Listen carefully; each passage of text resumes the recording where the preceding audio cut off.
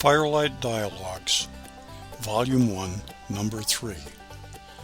Gods of Order, Gods of Chaos. Tonight, the fire sounds a little different, a little wilder, a little hungrier. And maybe that's fitting, because tonight we explore one of humanity's oldest and most universal stories, the great conflict between order and chaos. This isn't just mythology, it's psychology, it's spirituality. It's the blueprint every civilization used to make sense of storms, both in the sky and in the soul. And, as always, we approach this with conversation, not confrontation. Take what you need, leave the rest. Live and let live. And always ask yourself, where is the life lesson in this? Pull your seat closer. Let's begin. The oldest battle in the world. Long before moral codes or written scripture, humans noticed something. The world is unpredictable. Floods come without warning. The seasons turn. Things fall apart. Thunder splits the sky. And life can feel like a fragile raft, adrift on dark water. Every ancient culture, every single one, responded with the same mythic pattern. A hero or god of order rising to challenge a great force of chaos. Let's start in ancient Mesopotamia, where we meet Tiamat, a primordial dragon of salt water and storm. Her children, the younger gods, feared her chaotic power. So Marduk rose up, battled her, and from her divided body formed the heavens and the earth.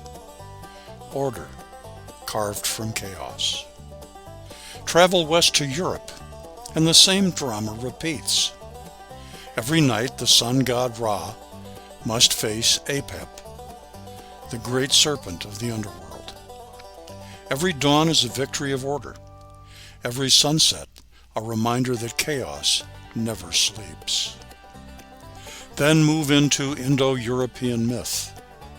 Indra slays the serpent Vrita, releasing the life-giving waters. Thor battles Jormungandr, the world serpent, again and again. Zeus stands against Typhon, the monster who threatened the very structure of the cosmos. Different names, different symbols, same story. Humans facing the storm. Why the gods reflect us? Now we step out of antiquity for a moment and ask something personal. Why does humanity keep telling the same story? Why does the storm god always fight the serpent god? Why does order always struggle with chaos? Because this isn't just myth, it's metaphor. The ancients weren't talking about literal gods battling in the sky. They were talking about the battle inside us, the order we try to build in our lives, the chaos that tears through without warning, the fear of losing control. We'll get back to the fire in a moment, but first, this short interruption. If something in today's conversation stirred a question, or maybe even a disagreement, I'd genuinely like to hear it. You can reach me directly at info@patsanswers.com. That's info at patsanswers.com. And if you'd like to explore these ideas in a slower, more reflective way, the Fireside Dialogues Anthology is available at https://books-to-read.com/ Elias Stone. Take what resonates, leave the rest, and I'll see you by the fire in a few moments. The hope that light can return after darkness. Storms hit our personal lives. Sudden illness, loss, betrayal, financial crisis, spiritual confusion. And the mythic story plays out inside us all over again. The serpent rises, and we meet it with whatever Marduk or Ra we can muster. These myths survive because they're psychological survival methods. Let's pause here. Think back on a time when your life slipped into chaos. A time where everything felt unpredictable, unstable, or overwhelming. What storm rose up in you? And what God of order did you reach for? Was it courage, faith, logic, community, stubbornness, love? Remember, every myth is a mirror. The battle becomes moral.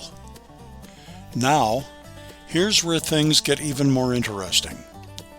Early ancient myths depict chaos as amoral, just raw, uncontrolled energy. But then along came Zarathustra, the Persian prophet who reshaped half the world's moral vocabulary.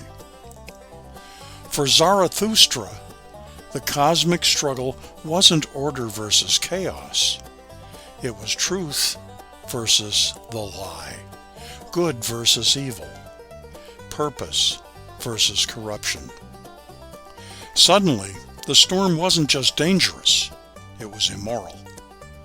This idea influenced early Judaism during the Persian period and later Christianity, where the serpent becomes a symbol not of wildness, but of cosmic rebellion. But let's pause on that transition, because something gets lost when chaos becomes evil. In the oldest myths, chaos isn't wicked. It's natural, intense, unpredictable, but necessary. The flood destroys, but it also renews. The serpent threatens, but it also forces heroes to rise. The storm terrifies, but it waters the fields. The ancients understood something modern society forgets. Chaos is not the enemy. It is the catalyst.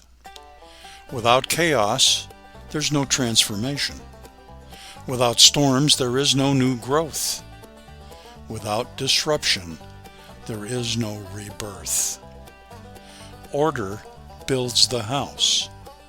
Chaos renovates it. Finding the life lesson. So, what is the life lesson in all this? Maybe it's this.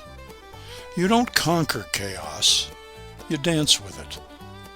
You don't destroy the serpent, you learn from it. Order without flexibility becomes tyranny. Chaos without boundaries becomes destruction. But together they create the full spectrum of human existence. Your life needs both. Order to give structure, chaos to force growth. And when you feel the serpent rising in your life, fear, turmoil, uncertainty, remember the oldest wisdom humanity ever wrote down. This battle is not new. You are not the first to fight it, and you won't be the last. But like the gods who faced their storms, you have more strength than you think, and the dawn always comes after the night. As we close tonight's dialogue, ask yourself, where is chaos showing up in my life? And what inner God of order do I need to call upon? Not to destroy the chaos, but to learn from it. Because every myth, no matter the culture, tells us the same thing.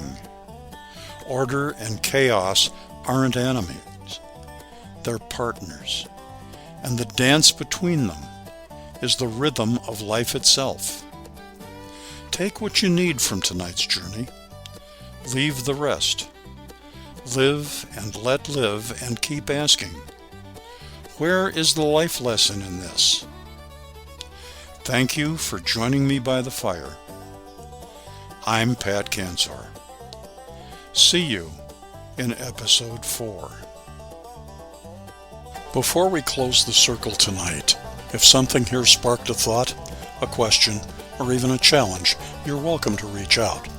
You can contact me directly at info@patsanswers.com. And if you'd like to walk these ideas at a slower pace, the Fireside Dialogues Anthology is available at books-to-read.com/Elias Stone. Until the next time, keep thinking clearly, and I'll meet you by the fire.